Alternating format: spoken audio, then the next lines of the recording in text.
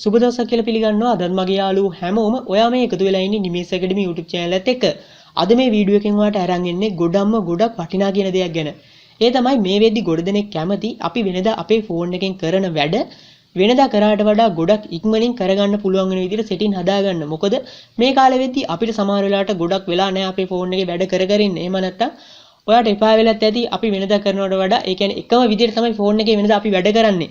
මොකද මේ එකම විදියට ගියාම සමහර විට එපා වෙනවා. ඒ වගේම තමයි ගොඩක් ස්ලෝ එකේ තමයි අපි ෆෝන් එකේ සමහර වැඩ කරගන්න පුළුවන් වෙන්නේ. හැබැයි ඔයාලට පුළුවන් වෙනවා මම මේ අද කියන සෙටින් එක එහෙම නැත්නම් රහස පාවිච්චි කරලා ඔයාගේ ෆෝන් එකෙත් වෙනදා අපි කරාට වඩා වැඩ ප්‍රමාණයක් ගොඩක් ඉක්මනින් කරගන්න. මෙන්න මේක ගැන තමයි මේ වීඩියෝ එකෙන් ඔයාලට සම්පූර්ණයෙන් කියලා දෙන්න යන්නේ. හරි එහෙනම් අපි වැඩි කතාවක් නැතුව කොහොමද අපි ෆෝන් එකේ වැඩ වෙනදා කරාට වඩා ගොඩක් ඉක්මනින් කරගන්නේ කියලා බලමු.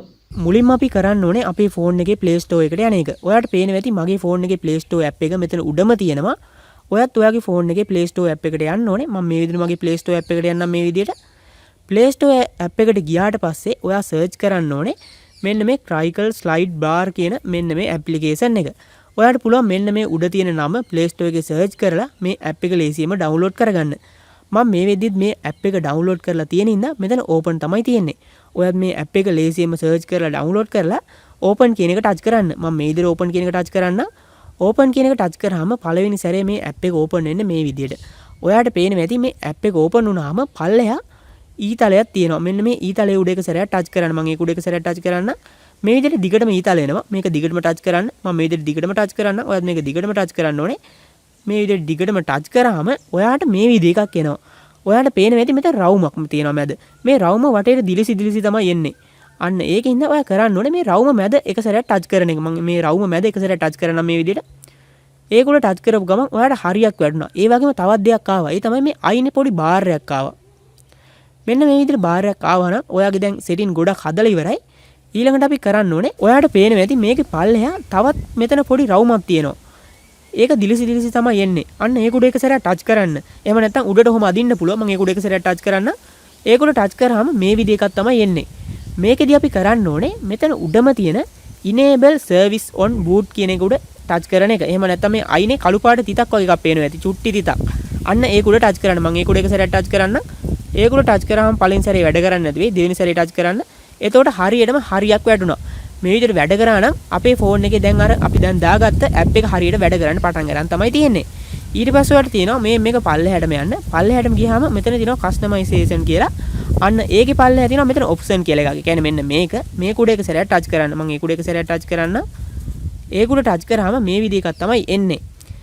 මේක ගැන මම කතා කරන්න කලින් ඔයාලට මම කිව්වා මුලින්ම අලුතෙන් ආවා කියලා මෙතන ඉරක් වගේ. ඒ කියන්නේ පොඩි ඊතලයක් එහෙම නැත්නම් ඉරක් ඒ කියන්නේ මේ සුදු පාට ඇවිල්ලා තියෙන එක ඒ කියන්නේ මේ අයිනේ තියෙන එක අන්න ඒක පොඩ්ඩක් පැත්තට අදින්න මේ විදිහට පැත්තට ඇද්දාම ඔයාලට පේනවා ඇති මෙතන එක අයිටම් වගේක් ඇවිල්ලා ඒ කියන්නේ අපේ ෆෝන් එකේ තියෙන ඇප් ගොඩක් ඇවිල්ලා මෙන්න මේ විදිහ එකක් පේනවා ඔයාලට පුළුවන් මෙන්න මේකෙන් ඒ කියන්නේ මම දැන් මේකේ තියෙන සෙටින් හදන්න කලින් මම මේකෙන් පොඩ්ඩක් එළියට යන්නම් ඒ කියන්නේ මගේ ෆෝන් එකේ හෝම් බටන් එක ටච් කරලා මේ ඇප් එකෙන් සම්පූර්ණයෙන්ම එළියට එන්නම් දැන් උදාහරණයක් විදිහට මම කියන්නම් මම ඔයාලට කිව්වේ මේ වීඩියෝ එක පටන් ගද්දිම අපේ ෆෝන් එකේ වැඩ වෙනදාට වඩා ඉක්මනින් කරන්න පුළුවන් කියලා. දැන් උදාහරණයක් විදිහට මගේ ෆෝන් එකේ මම මැසේජ් එකට යනවා. මෙන්න මේ විදිහට මම මැසේජ් එකට යනවා.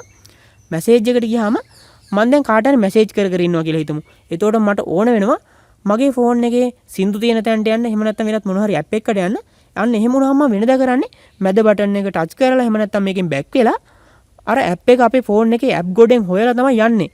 හැබැයි ඔයාලට දැන් පුළුවන් අපේ ෆෝන් එකේ මැසේජ් තියෙන තැන හිටියාම අපිට තියෙන මේ අයිනේ බාර් එක පොඩ්ඩක් පැත්තට අදින්න. මේ විදිහට පැත්තට ඇද්දාම අපේ ෆෝන් එකේ ඇප් ඔක්කොම පෙන්නනවා.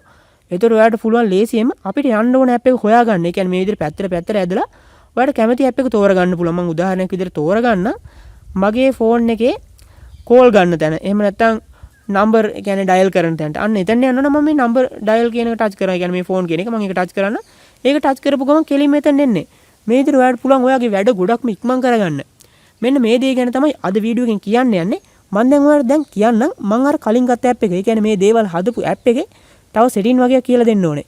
මම ඒ ටික ගැන දැන් කියන්නම්. ඔයාලට පොඩි අදහසක් එන්නේ නැදේ දැන් මෙතනින්. මම දැන් සෙටින් ගැන කියන්න ඕන හින්දා මම අර කලින් ගියපු ඇප් එකටම යන්න. මම ඒක මේ රීසෙන්ට් වලින් හොයාගෙන මේ ඇප් එකට යන ඔයාලට පේනවා ඇති මෙතන තියෙනවා මේ අර මම ඩවුන්ලෝඩ් කරපු ඇප් එක මෙතන රීසෙන්ට් වල හිටලා මම ඒක උඩ ටච් කරන්න මේ විදිහට. ඒක ටච් කරාම මම අර හිටිය සෙටින් වලට මාව ආයෙත්. ඊට පස්සේ ඔයාලට පේනවා මෙන්න මේක. ඒ කියන්නේ මෙන්න මේක උඩ එක සැරයක් ටච් කරන්න. මම ඒක උඩ එක සැරයක් ටච් කරන්න. ඒක ටච් කරාම මේ විදිහ එකක් එනවා. මේකෙදී අපිට කරන්න තියෙන්නේ මෙන්න මේ අයින තියෙන සුදු පාට බාර් එක. ඒක ගොඩක් ලොකුවට තිබ්බහම අපිට පොඩ්ඩක් කරදරයි. මොකද සමහර වෙලාවට නිකනුත් තිබෙනවා.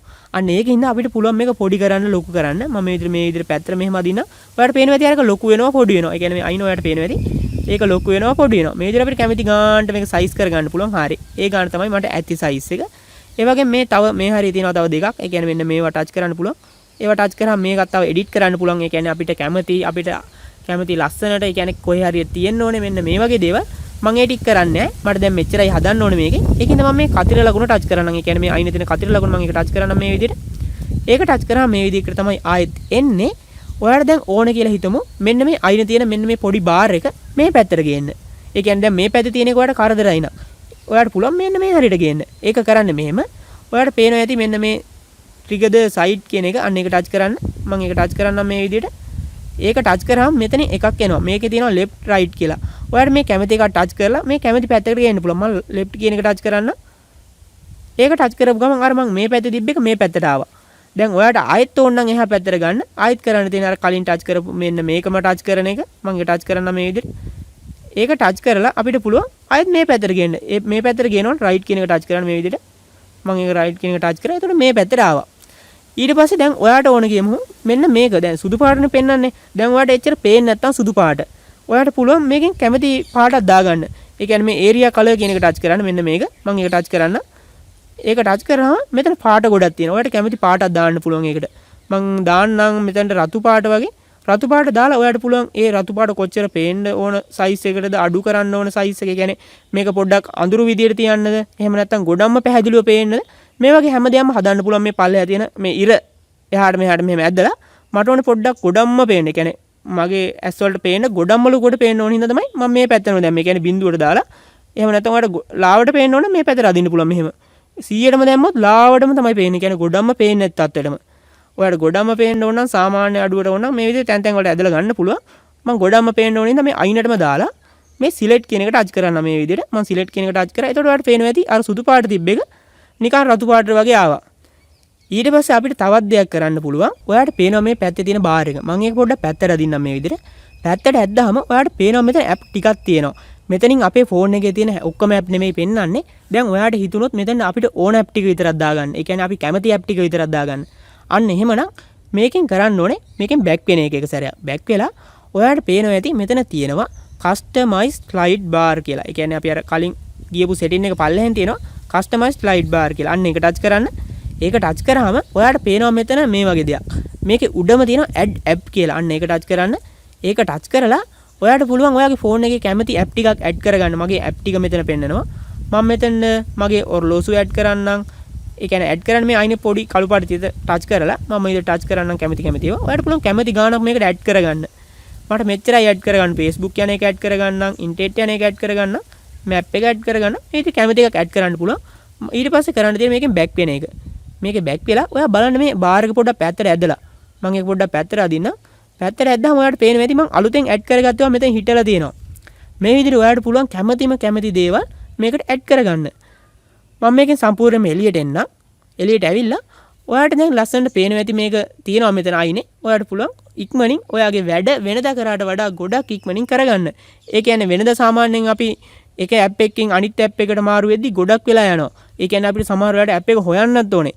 මෙතනදී එහෙම කිසිම ප්‍රශ්නයක් නැහැ ඔයාලට. සාමාන්‍ය විදිහට ඔයාලට කැමති විදිහට ඕනම ඇප් එක මෙතනින් ටච් කරලා ඇතුළට ගිය හැකියි.